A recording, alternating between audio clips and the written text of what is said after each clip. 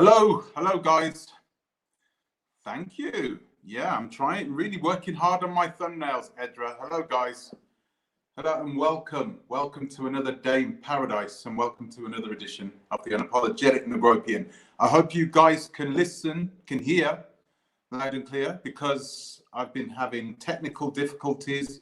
I'm going to show you why soon. Not today, but I will be showing you why soon. Because I've been working on the studio, been trying to get things ready. So yeah, things are looking good. Things are looking good. Like KWESIBOYD, I guess. Like KWESIBOYD, things are looking good.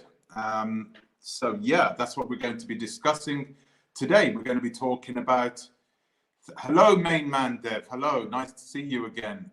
In movement, hello, James Franklin. Hello, sorry I'm late, by the way, guys, sorry I'm late. But what did I want to talk about tonight? I wanted to talk about KWESIBOYD's apparent, the apparent dismissal of his case from court. It hadn't actually even gone to court. So I'm not quite sure whether you know what's happened, but it got thrown out before it went into court. Now, there could be many reasons for this. Now, in the UK, so I don't know about in the Gambia, but in the UK, normally something like this would happen if it gets brought to the prosecutor and they go through all the evidence and they're like, what's the chances of this working? What's the chances of us winning this? And, you know, it costs money. Clearly, it costs money to take somebody to court, take somebody through the court system in the Gambia, anywhere. So they are always picky and choosy, the prosecutors are, with who they are going to go after.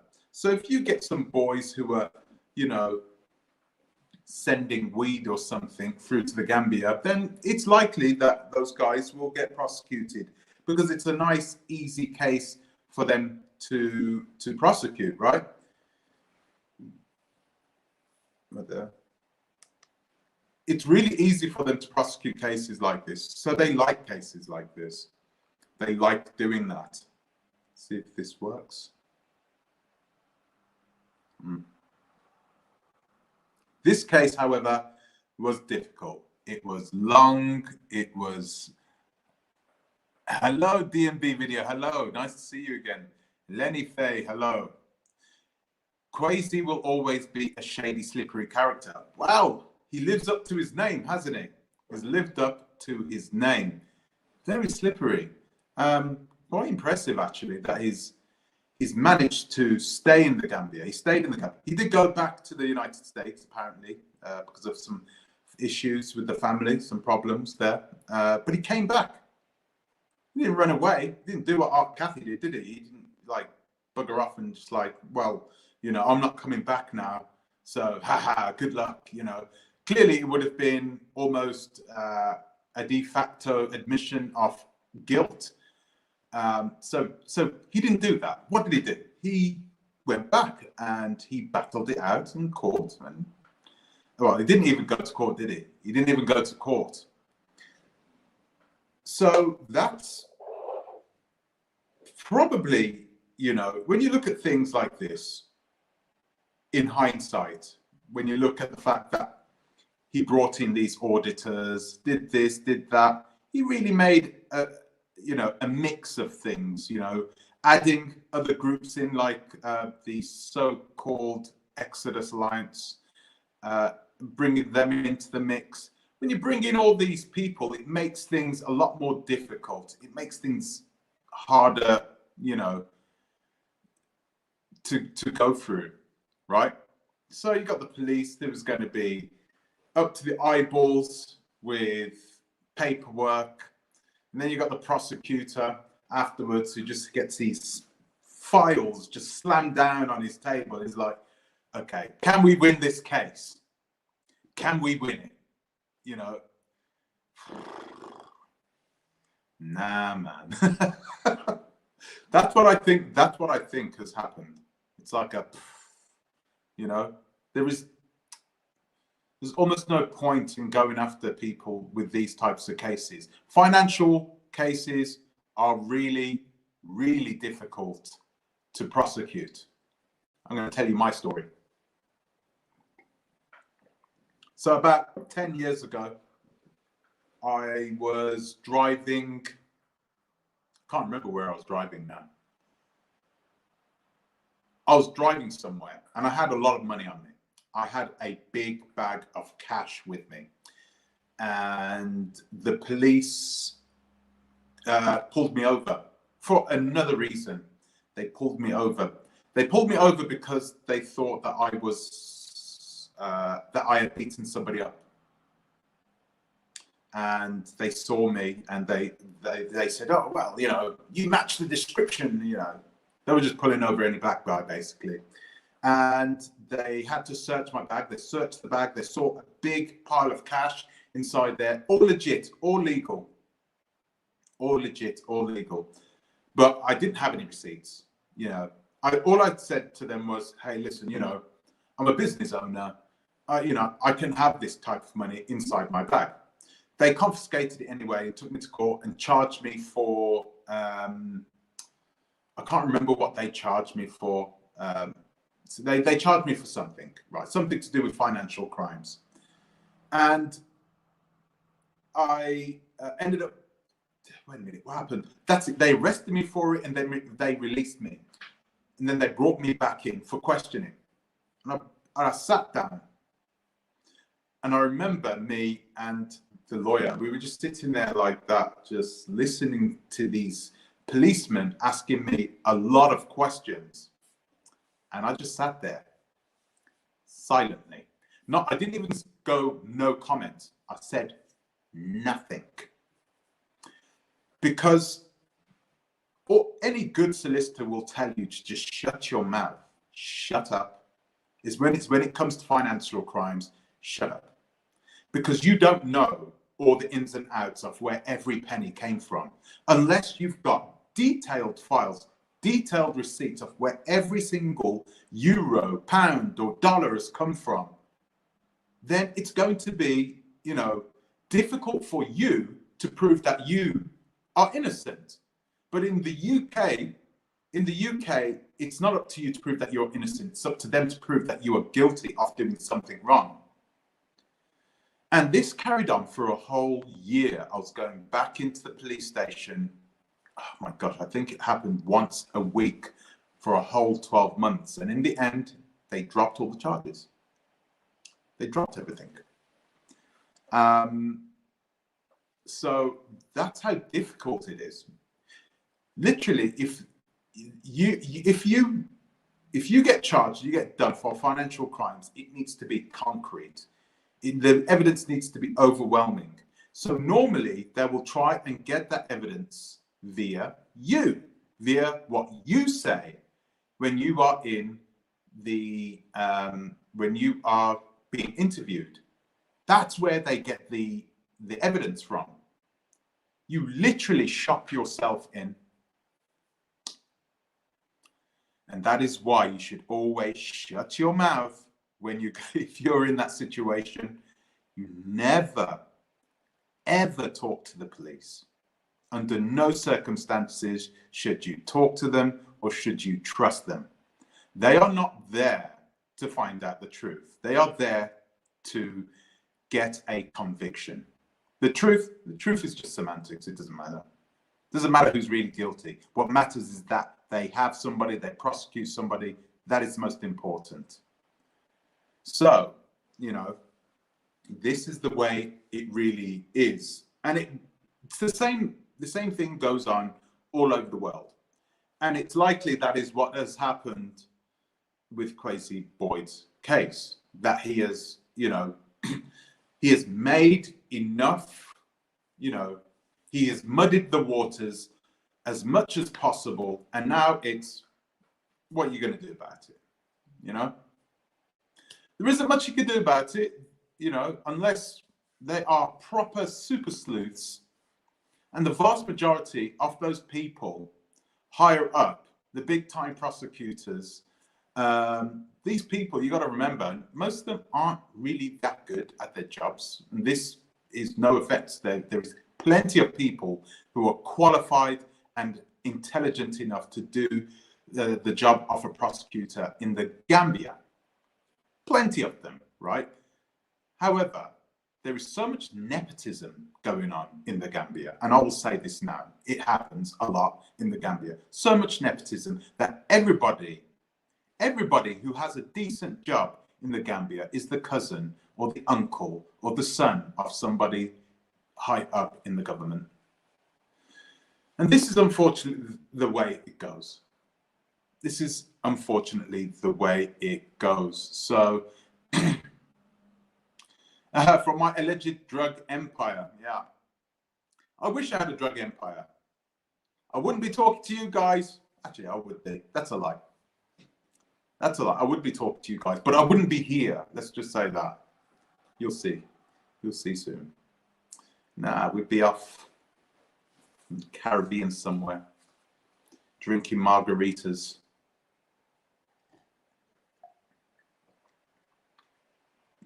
She all over the Gambians now. Who are you talking about? Are you talking about Shantae and Phoenix Rain? That's important we talk about them because clearly they're the ones who made these accusations. And I already told you that Blacksit wouldn't be able to do anything. She wouldn't be able to do anything. And I think that clearly it would have been better for Shantae to have gone it alone. She just looked a bit psycho. She looked like she was on it, like she was ready to, you know, throw it all in just to make sure she would get her revenge. It wasn't even about justice. It was about revenge, wasn't it? You know, after she got broken into as well, boy, that's when things really started heating up. What has been dropped? Okay, so apparently, from listening to what KWESIBOYD was saying, it was everything to do with the KWESIBOYD ARTCATHEY property business. Everything to do with that. Okay, there's been other things which have been thrown around, other allegations and stuff. KWESIBOYD has also been arrested for other reasons lately, right? Actually, do you know what? Squash what I just said there. I don't know. I don't know now. I know what Shantae had told me. She told me that KWESIBOYD had been arrested specifically for. Actually, she didn't even tell me what it was for. She didn't confirm it. I'd have to check. Do you know what? I'm using my phone though. It would have been better for me to have checked what exactly he got arrested for 2 months ago. Okay, so I watched KWESIBOYD's video that he made 10 days ago. And in that video, he said that he was arrested 6 weeks ago on charges of misappropriation of money or something like that. So that's what he said. Now, this doesn't mean that it's the truth, right? He could be just saying that. I haven't seen the charge sheet myself. So he was arrested. That's what he said. I don't know. I just see it as being a bit of a coincidence that he was arrested for that just after the break-in. The Shantae White, is it? Shantae White, the Shantae White break-in. So I just found it a bit of an overwhelming coincidence. So I'm just going to read what you guys are saying. Why go to the islands when you can go to Africa and become a farmer? I don't want to be a farmer. I don't want to be a farmer where I'm farming food for other people. I wouldn't mind farming food, growing food for myself, for my family. This is something I've done in the past. I've done this in Italy before. I loved it. I loved it. I loved having, I had my own cottage there, rented, not mine, rented our own cottage. And I never went to the shop once. I just walked outside, went inside this sort of place where it wasn't even a garden because it was on the side of a hill. They were just growing everything, their own food. It was an Airbnb. It was an Airbnb. You just waltz down there, grab what you want out of the garden, boom, and just go back. For me, that's beautiful. I would definitely do that if I was going back to somewhere in West Africa, for sure. I'm being purposefully opaque about where I'm going. So, yeah. So anyway, what we're saying. So KWESIBOYD has now gone out and expressed his will to sue Shantae White and Phoenix Rain for defamation. Could this happen? Why wouldn't it? He has all the everything is in his hands now. Everything. So he could possibly do that. He could possibly just turn around and say, well, you know, what's going on now? We're going to have to make sure that my company is gone now. It's been destroyed. I had so much money coming in. They will have to pay. They will have to pay for what they've done. So, what's the chances of that happening? I think the chances are pretty high. Why wouldn't he? He has battled it out for the last, 18 months? And he's stayed there, battled out this situation. And he's won this round. Let's just say this round. I don't think the war is totally over, but he's definitely won this battle. I think we'd be very naive. Hello, Tanya. Hello. I think we'd be very naive to believe that it's all over. Far from it. Shantae is not just going to let this slide. Okay. Shantae is not going to let this grow. I would grow pop. Wow. Block cherubim. What type of poppies? What type of poppies? In movement. Good on Kwesi. I would sue those two garden tools too. Oh. Yeah. It's a bad situation for them. But I think more for Phoenix Rain than Shantae White. Because I think Shantae White is the joker in the whole of this game.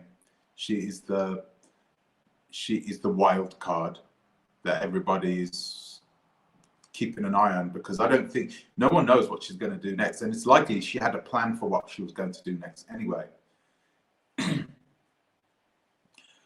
Atlantic Creole Ethno Nation. Okay, why aren't you protecting the Caribbean from neo-colonialization?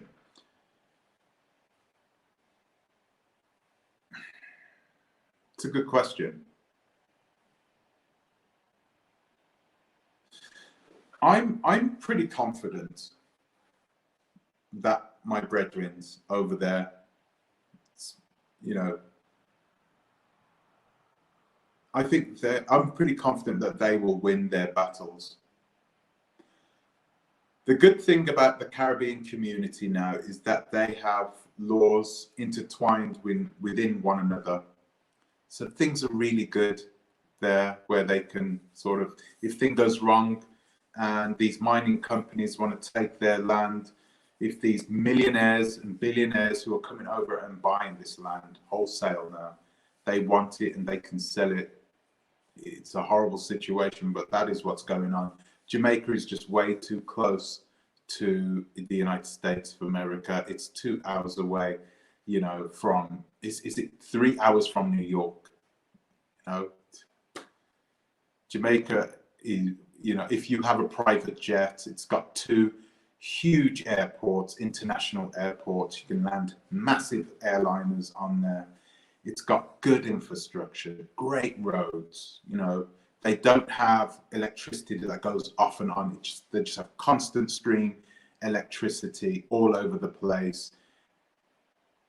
They've got a lot of good things going on for them in Jamaica. So there are going to be people who know this, and they're going to go over there and buy their land. We've got land. Our family has land. It's literally named after us. So we're not selling. And I spoke to my aunt in the United States of America. She's not selling either. So my aunt on my father's side and my mother as well, from both sides, are not selling their land under any circumstances. Not to any mining organizations either. They want it. They want to. People want that land, but we're not going to do that. Anyway, back to, I don't know, China. All thanks to China. It's not just China. Believe it or not, it's not just China.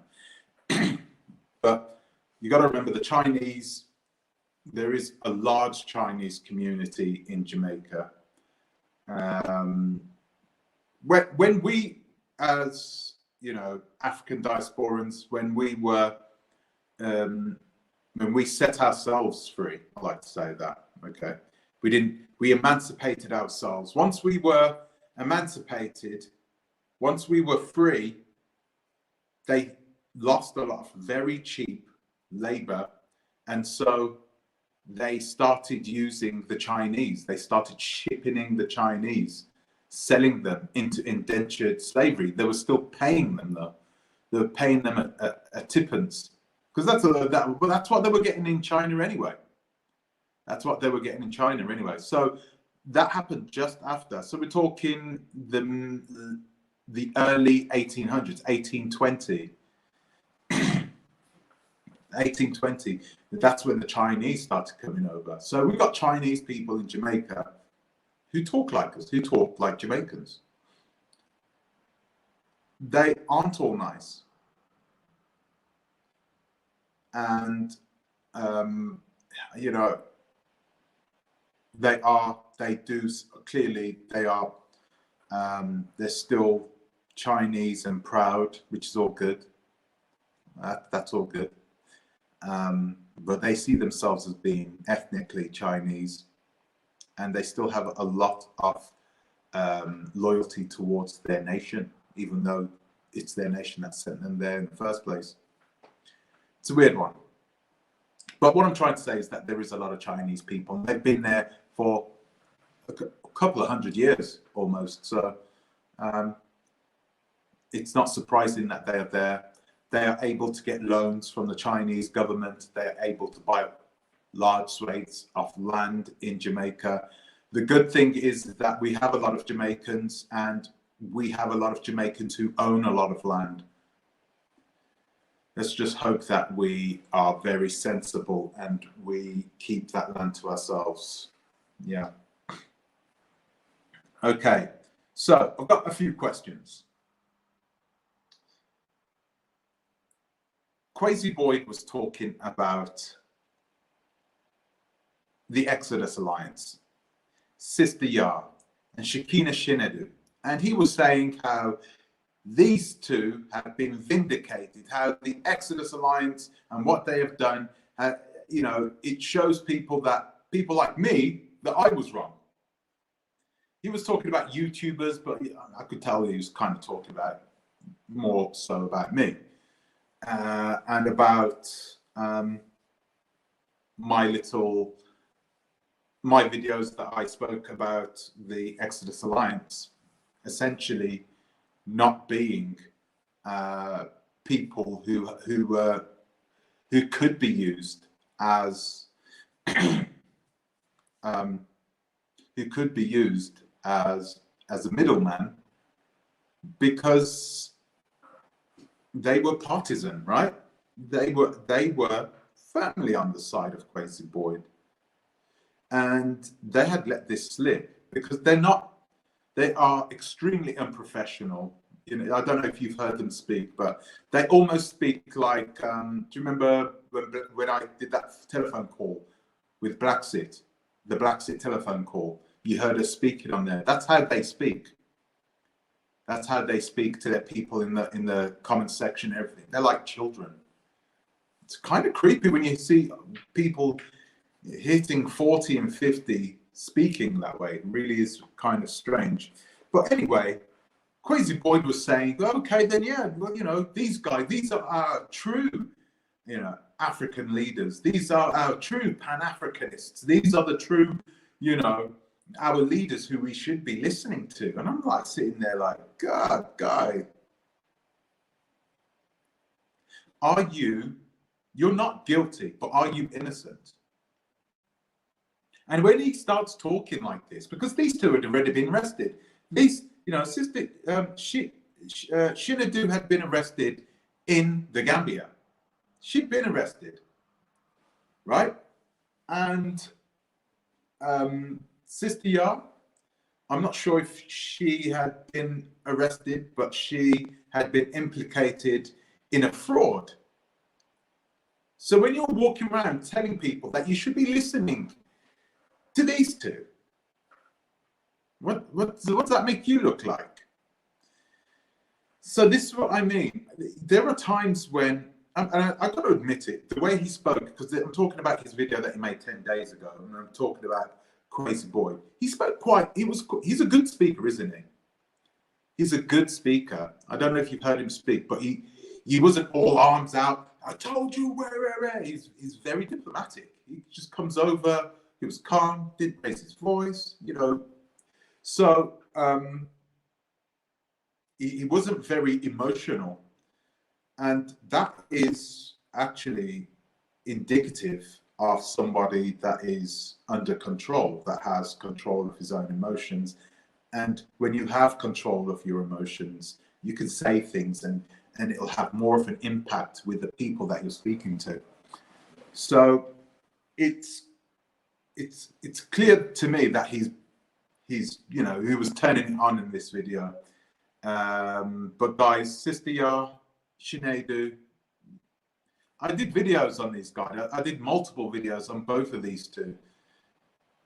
Yeah, everybody deserves to make mistakes, you know. Everybody deserves a second chance, but these two, if they deserve a second chance, they can deserve a second chance with your money. I'm not giving them mine. Anyway, so another question. Will he rejoin with ARTCATHEY? Will he get back onto the road?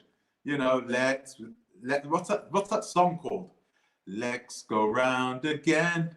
Maybe we'll turn back the hands of time. Oh, wow. Those two, you can see them busting him back out. You can see ARTCATHEY took off, but ARTCATHEY was never in any real danger, right? She took off, she went back to the States. The only danger that she faced was danger from the good, loyal citizens, the good citizens of the Gambia. Those were the only problems she was having, clearly, because she'd talked a lot of bad words about the people of the Gambia. So clearly, you know, they were looking for retribution. Sorry, guys. Do you know what? If you want to come in, I'm going to actually ask you guys, if you want to come in, you can come in. In a few moments. Let me talk. Let me talk. So, yeah, ARTCATHEY could come back into the frame. I don't think she is finished with Africa. And I don't think those two will ever break it off. I think they're in it for the long run. Because for some reason, KWESIBOYD never shopped ARTCATHEY in. He never came on and started talking rubbish about ARTCATHEY. He was there for her all the way through, even when she was talking bad about him. This is scary, guys. Think about it. He's been found not guilty in a court of law, a sovereign court of law. Could they have been paid off? I don't know. Maybe, but it doesn't matter now. So he's been found out. the legal system, I should say, have dropped all charges. Didn't go to court. Sorry, I should say that. And he has stayed where he was. He never ran away. Right. It's another thing. There's a lot of good things that are coming out about KWESIBOYD. I'm not saying that I would work, send my money to him and allow him to build my house or something. Right up. That would never happen.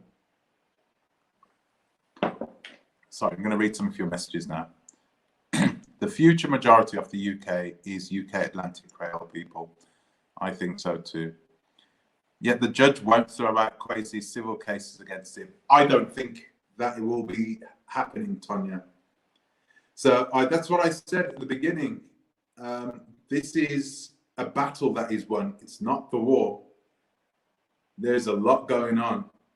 And people like Shantae White, I'm not sure about Phoenix, but Shantae White, I have a feeling she has some decent, deep pockets, you know, where she can throw a bit of money at situations and try and make some magic happen. She can afford a good lawyer. She can afford to wait. She doesn't have to struggle. She's not there struggling. So I have a feeling. I have a feeling she's going to play the long game. Yeah, I have a feeling that's going to happen. Let's have a look.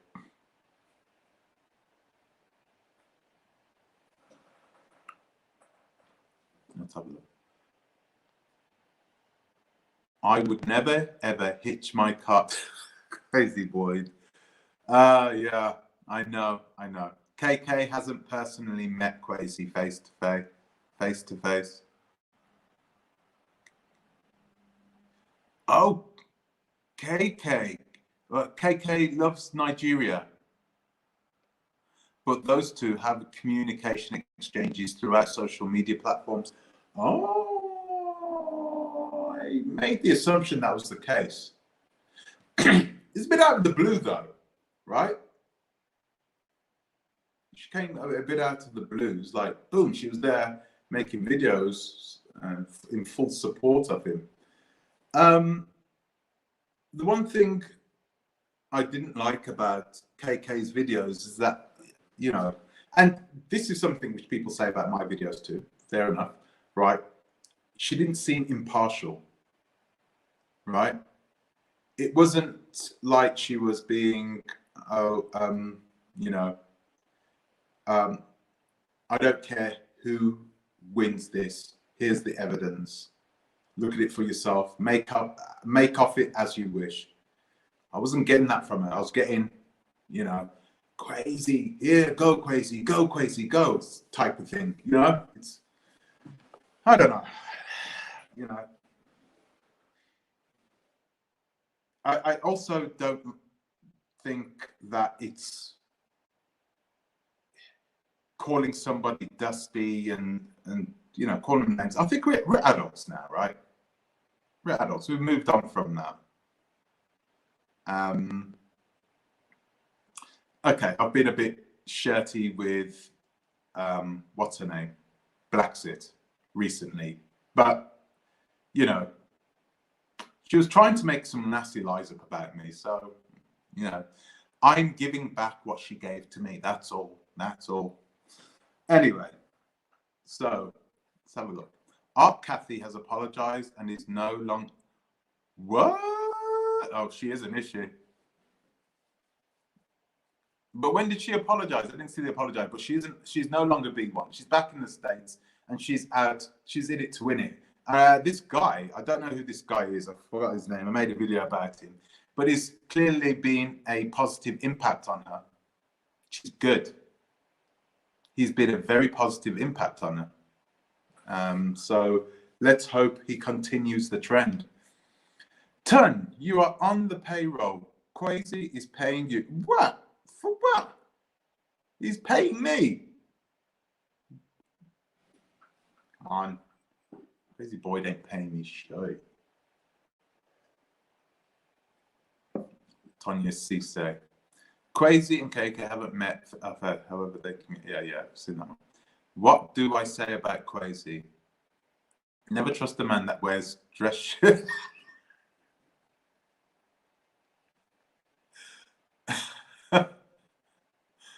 Okay, I'm never going to read that out. I trust Kwesi over the ladies. Really? IS Productions. You trust Kwesi over the ladies? Do you know, I made a video today. I was supposed to release it tonight, but it's such a big video. The video file is so big. There is so much editing that needs to be done. I'm not even sure if it's going to be released until Monday. But I made a video today, and it was all about African American men. In fact, I'm going to do another video tomorrow, and the video is going to be called "Are African American Men Simps?" Is there a lot of simps in the African American community, and why? Do you know what I might do? Do you know what I'll do? I'm going to do this. I'm going to do that live, but I'm going to do it after I release my video that I'm probably going to release on Monday, because this video is all about how specific women are targeting African American men for their money. Coming shortly. Keep watching this space. So it's just crazy, you know. I think it's crazy. But yeah, crazy. But I think a lot of women cannot be trusted. They're just the same as the men. Look at half of the people that were doing the scamming over in the Gambia. Half of them were women. That's weird. It's not normally the case. It's not like half of all crime is all done by women. It's not even half, it's not even 20%. Right? Let's have a look. I've looked at the situation, Tony C said. I've looked at the situation for all sides, but calling other women out of their names is ratchet and disrespectful. So KK will never have my support. Oh yeah, it's kind of on top. I think it's unwarranted and unneeded. And you know, I've seen KK's videos before, and she is normally poised and quite professional in the way she does things. But for some reason, she's gone full throttle, and you know, like she's standing behind KWESIBOYD 100%, you know, and that's okay. Standing behind KWESIBOYD, taking sides is totally fine. But when you take sides and then trying to throw, you know, call people names, it's like, it makes you doubt. It brings down the, you know, the validity of whatever you're trying to say, because all of a sudden, you know what I mean, right? It brings down the validity. It makes you think, well, is this woman truly, you know, is she trustworthy? Can we trust what she's saying, or is it that she perhaps, you know, you don't know. I'm not even going to say that, but you don't know. So it's one of those situations where I think it would be better if she would just tone it down, be herself. Because I don't know, it's not really, I don't know. It doesn't look like it's her on the front cover, because she's normally quite poised in her videos. She hasn't made a lot of videos. No, she hasn't made tons of videos, but you know what I mean. Anyway, I'm good, thanks, Tanya. There are simps for each other. KS. What's going on in the manosphere? Come on, man. This bloody manosphere. It's supercharged in America. There are so many manosphere content creators on YouTube, And they're so big. So many men are following them, and that you can see that they're writing. Oh, yeah, you're right. You know, it's crazy, man. It's crazy.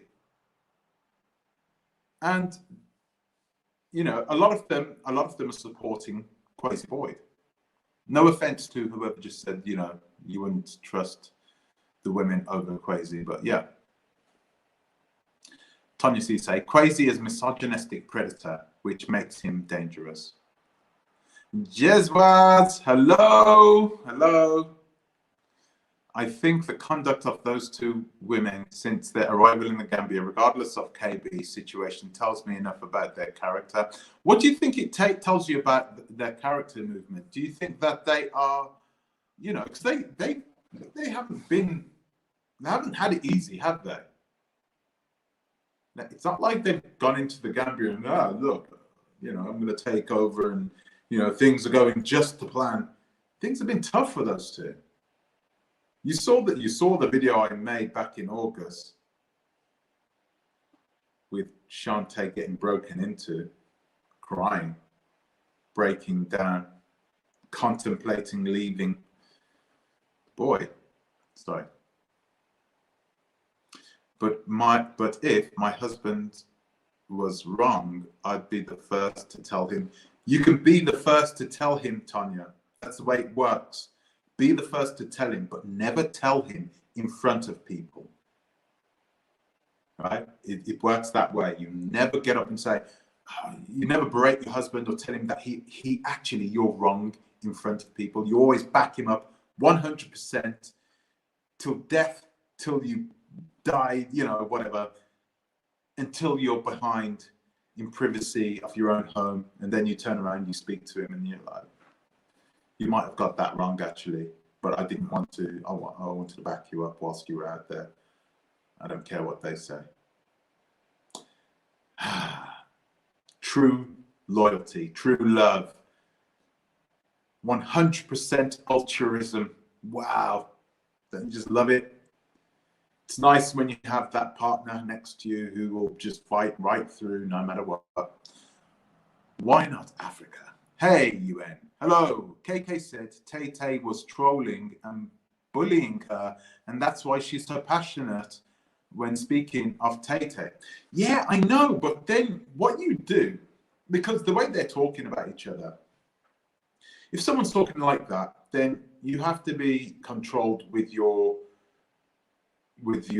reply. So what I would do in that situation, you gather in all the information and send it to the relevant people, and then you can discredit those people. You can discredit them and destroy their characters by using the words that they are sending to you or that they are speaking about you. Record what they're saying. Do the smart thing. That's what I would do anyway. Tay-Tay's comments were in response to derogatory comments KK was making about her. Tay-Tay's comments were in response to derogatory comments KK was making about her. Oh, I've seen their back and forth banter. Oh, so it came from KK first. We're always a united front, but when behind closed doors, he gets good. Good, Tanya. Tay launched a vile attack on Renee Marcus, then later deleted all of her comments. Oh, yeah, I heard about that. Yeah. What? Yeah, man, I can't believe I'm going back in. We're going back down here, aren't we? We're going back down here. We're going down that rabbit hole again. Sad situation. Let's have a look. Sorry, guys. Okay. So, what else?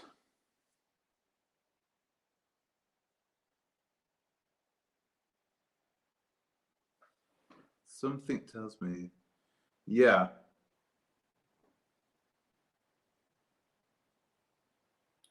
Why did they give up? Yeah, that's a good question. Why did they give up? Why did the prosecution services give up? I already answered this one already, by the way, guys. But yeah, it is clear that there was. I mean, I think it's wrong for me to turn around and say someone got paid off. That would be the easiest thing to say. Oh, this is West Africa. Oh, yeah, just pay them off a few grand. They'll be happy with that. Move on with your lives. No problem. Hey, listen, I could leave the Gambia and go to the United States of America anyway. What are you going to do about it? Hey, listen, take the money. I don't want to leave the Gambia. I love your country. Yeah, under the table. Boom. Good as done. It gets exponentially more difficult to pay off a judge or pay off somebody high up because they've got a lot more to lose.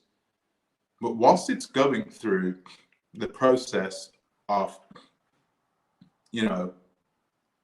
of the prosecution services making a decision on whether they're going to prosecute or not, gathering the evidence, it's much easier. It's much easier to pay off somebody and say, there's not enough evidence there. It's okay, right? It's much easier to do it down there where you have people, where you can be in contact with people, where you don't have to pay them tens of thousands. You just pay them, $3,000-4,000, and they will walk that. They will walk it all day. Serious crimes in the Gambia are different. Okay, so. Serious crime. What is a serious crime? A serious crime would be the importation and exportation of drugs from the Gambia, which is probably happening, right? Is it happening? I don't know. But look at where the Gambia is situated. It is perfectly situated. It's got a massive port. Oh boy, oh boy, oh boy. Perfectly situated just over the water from South America.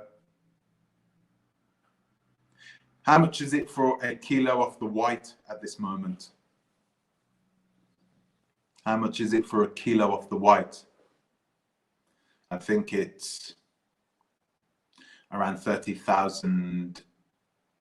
In Europe, it's around $33,000 for 1 kilo. And in South America, that same kilo is $5,000. So the corridor from South America to Europe normally passes through the Gambia or through the Ivory Coast, those places where these massive cargo ships pick up huge containers of, not even containers, sometimes they pick up the chocolate, the cocoa pods, don't they? And they bring them to Europe to be processed. So yeah, imagine that. If you're sending over, and 100 kilos is not a lot. 100 kilos is not a lot. 100 kilos will fit, it's boom, this big. 100 kilos will cost you $500,000 and will net you $50 million. Is it $50 million? $50 million, yeah. Imagine that. £30,000. How do you know that, Paul Williams? How do you know that?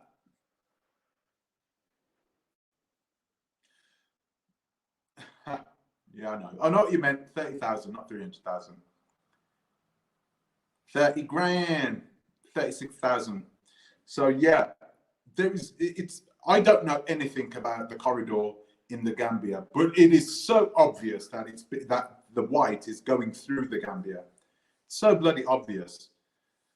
They can go through the Gambia or they can go through Morocco, whatever way, wherever there is a decent port with people who will accept it.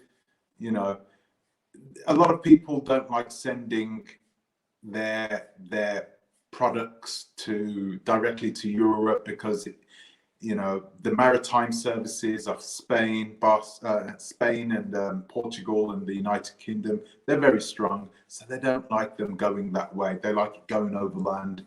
So yeah, it's there is a lot of people making a lot of money in the Gambia.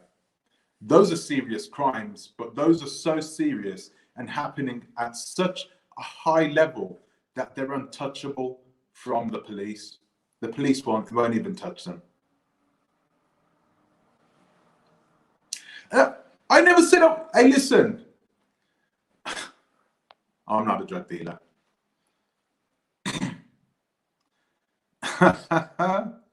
I'm not a drug dealer, but I'll tell you what I am.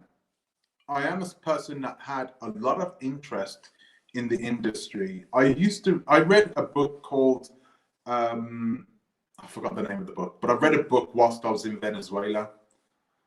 And I don't know, it just got me, and this was 20 years ago when I got excited about, I was like, wow, these people are just animals, man. Some of them are just doing some just horrible things, horrible things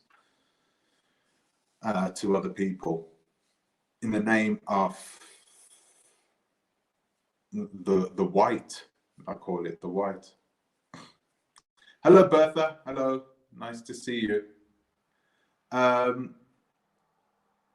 is KK being fair when she's so obviously all of...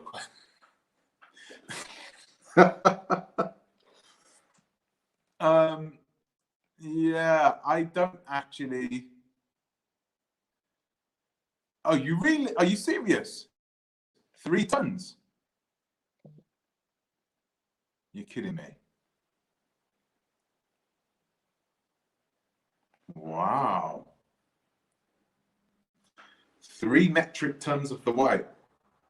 No, that can't be. That would have made news because 3 tons is a lot, man. 3 tons of the white is 3,000. Let's do some mathematics here. Let's do some mathematics. I'm not even going to do street worth. I'm going to do wholesale because street worth. The police always use that. And it's just ridiculous. Nobody uses that. Let's have a look. Calculator.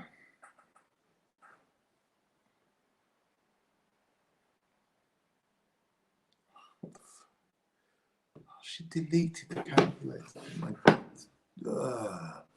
But anyway, let's just do it out of the top of my head. I can't do it on my tablet. So 1,000 times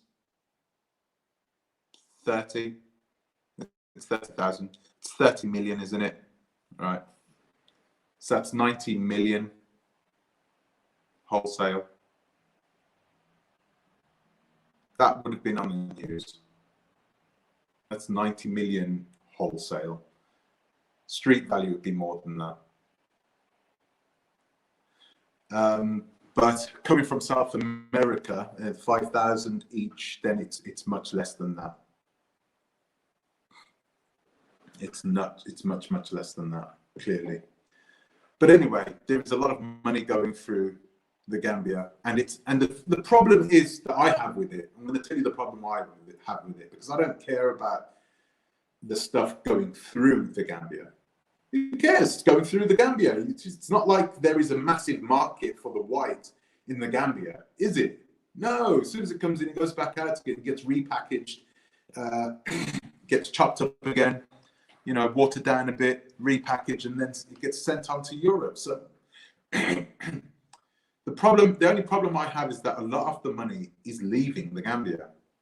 It doesn't stay. You don't see, roads being built and villages being built and boreholes being built for free by the people. You don't see these villages with new houses and internet and electricity. That's not happening. So where's the money going? It's going over to Europe. Go to London now. See how many West Africans you'll see driving Bentleys and Ferraris and Rolls Royces down Oxford Street. It's annoying. They're everywhere. It's common as muck. Go to Paris. See how many black men you'll see driving around in Ferraris in Paris. They're everywhere. And, you know, I just wish they would keep the money in the Gambia, because it wouldn't cost that much in order to make a difference in the Gambia, relatively speaking. Yeah. It's just crazy the way we live. It really is. Way back when. How is KK being... Oh, wait a minute. I've read that. Sorry. I'm all the way up here. Money. You should talk about the dealings from Jambangeli direct to Dalston, London. What?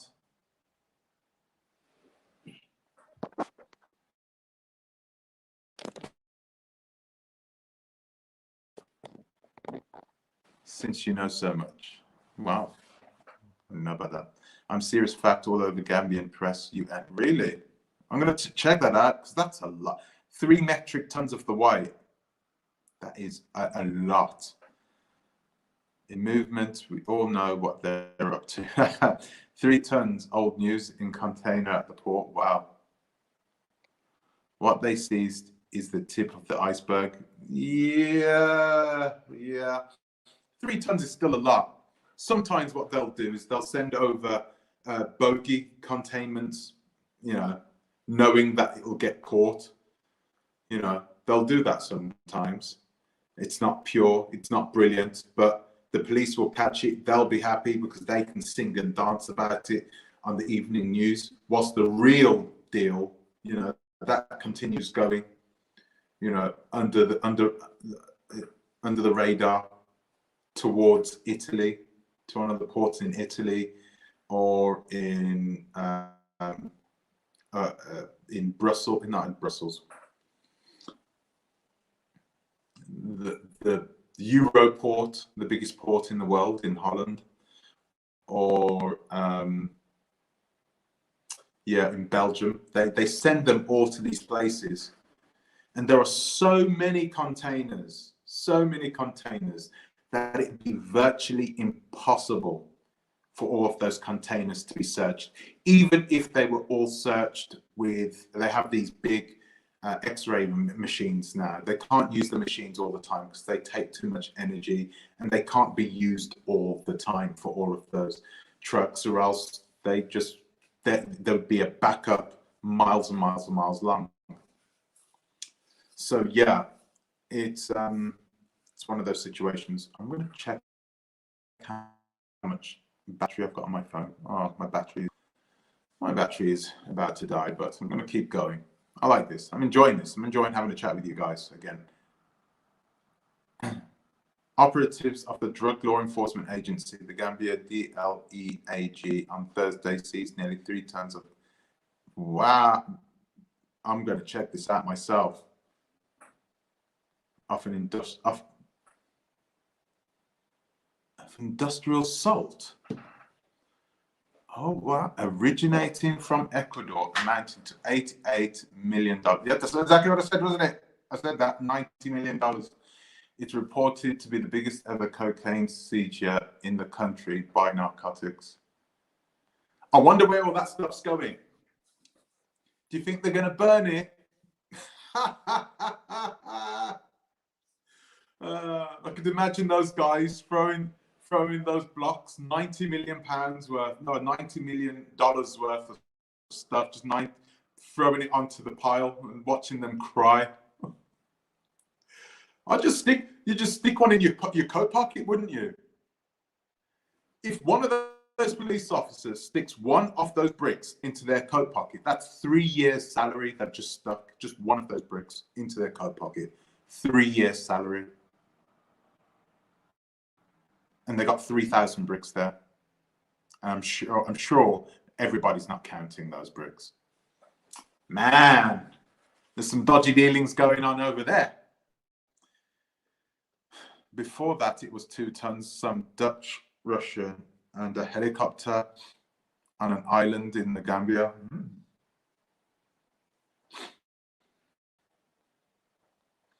Yeah, you could guess, Jez Wazwadi. You could guess because it's so close. It's at the point where, you know, It's at the point of Africa. It's the far, far east, west point, most westerly point of Africa. And its port has those types of trade, of those commodities go through it all the time. So it's likely people are offloading stock there all the time, either getting it repackaged, washed, and then shipped on, you know, or getting it cut up again, doubling it. Sometimes they'll double it, you know. You don't know what's going on there, man. 3 tons, someone's going to be hurting from that for sure. Gambian authorities are cracking down on marijuana growth as well. I think that's ridiculous. I think that's ridiculous. But I can understand why they're doing it. You must have watched my video, guys. Watch the video, watch the video. I made a video about that, about the growth of marijuana. Please go ahead and take a look at that one. I can't really talk about it here because they demonetized that video. Juliet of Jambanjelly comes from Dalston. Yeah, South London. Dalston is not even in South London, is it? She comes from South London, but speaks with an Eastern accent. I don't know, man. Paul Williams, that is a coincidence. The government will probably sell it off to Europeans, anything for a profit, but I highly doubt I don't think they destroyed it either, Tanya. There's no way they would destroy $88 million worth of stock like that. Not a chance. 88 million. What would you do with 88 million, guys? No, I'm not saying that, you know, if you got people there, you know, if you could pay off pretty much anyone in that country with 1 million. So if you've got $88 million worth of stock right there and it's hanging around, and you've got Europol and Interpol coming in and say, oh, do you know what, you're going to destroy that. Do you mind if we come and watch you destroy it? And you're like, go on, get out of here. Sling your hook. You know, you're not going to tell them to come over. Or not only if you do the switcheroo type thing, you know what I mean? You know, bag of C for a bag of flour, you know, or a bag of sugar, bag of salt. Oh, is that salt? Oh, that's, wow, I didn't know that, sorry. Here's the real thing. We've burnt it all, we've destroyed it, don't worry about it. We've sent it into the incinerators, it is all now, it's gone, boom. And then you got the trucks just moving away with that stuff in the back somewhere. Come on, guys. This is the way Africa works, guys. Africa.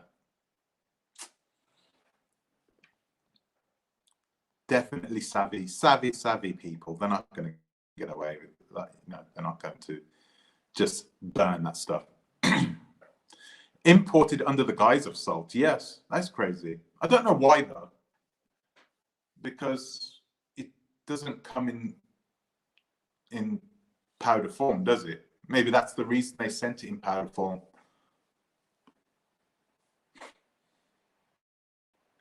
It's weird though. It's really strange. Powder form. Yeah.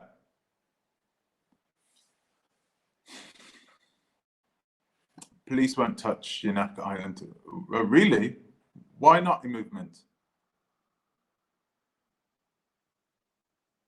Anyway.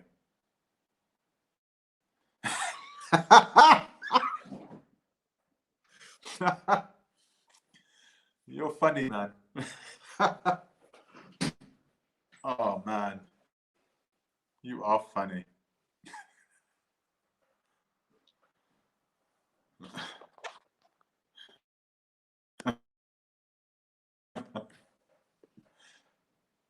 Anyway, so we're coming off the subject now anyway. So KWESIBOYD,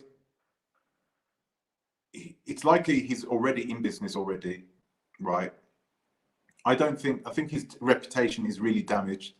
I really think that he will try and sue, especially Shantae White, and they'll throw Phoenix Rain in as well. That's if this has all happened. Perhaps they're still investigating. You never know. You never know. If it didn't go to court, then who knows? It means that he can't. There's no double jeopardy, right?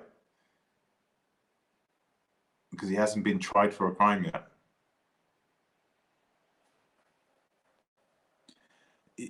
Yeah, that's true, Tanya. It is. There is a problem with people smoking it, and then what happens? Let's say 1 out of 10 of those people will develop some form of psychosis. It's not good, man. Sometimes it's not good. I haven't seen it happen to everybody, but it happens a lot to people of African descent. It's crazy. It really is crazy.